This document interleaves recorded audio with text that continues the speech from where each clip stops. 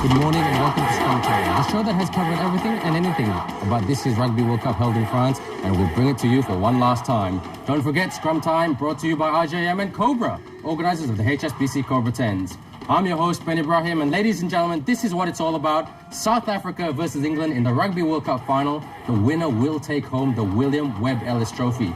Don't forget, both teams have done it before, and both teams will want to do it again and be part of rugby folklore and join the likes of Martin Johnson, Sean Fitzpatrick, Francois Pinard, Chester Williams and Joel Stransky. But here to tell us a bit more about the Springboks and the English is NTV7's rugby pundits and experts. I'd like to welcome back to the show, on my left, the ultimate rugby technician, Dr. Maura Robertson, and the man to my far left is the sultan of the scrumming machine, Mr. Tobin Connell. Tobin and Maura, welcome back to Scrum Time. Thank you, Ben. Well, glad to see you in a very happy mood, but very excited. Yep. Nervous for both teams. I've got one Englishman, one Springbok in the studio, only on Scrum Time. But Maura, South Africa, do they have a date with destiny tonight? Ben, if we're looking at both of the teams, if we start right from the beginning, on paper, South Africa is looking the better team. If we're looking at the pool games, South Africa has had winning all the way through. Unfortunately, England lost against South Africa in their pool game, but it's not about the pool games. At the end That's of history, isn't it? That's behind us.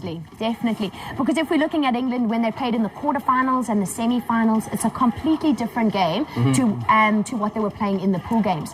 So I think at the end of the day, what it's going to be is, will each of the teams be able to take the pressure? So we're talking about psychology, are we? Definitely for the end of the day. For the teams, they've had all the practice. They've been playing together for 6 weeks. A long time. That's it. They've got their lineups and everything. It's on the day. And will they be able to take all the pressure? Tobin, England, after the 2003 Rugby World Cup, led by Sir Clive Woodward, England have been rocky. They've sacked Andy Robinson, a makeshift coach of Brian Ashton. But to their full credit, they've put the results when it counted and beat 2 world-class teams. Can they do it again for another 80 minutes? Well, I think they can. Where they will, well, who knows. But I think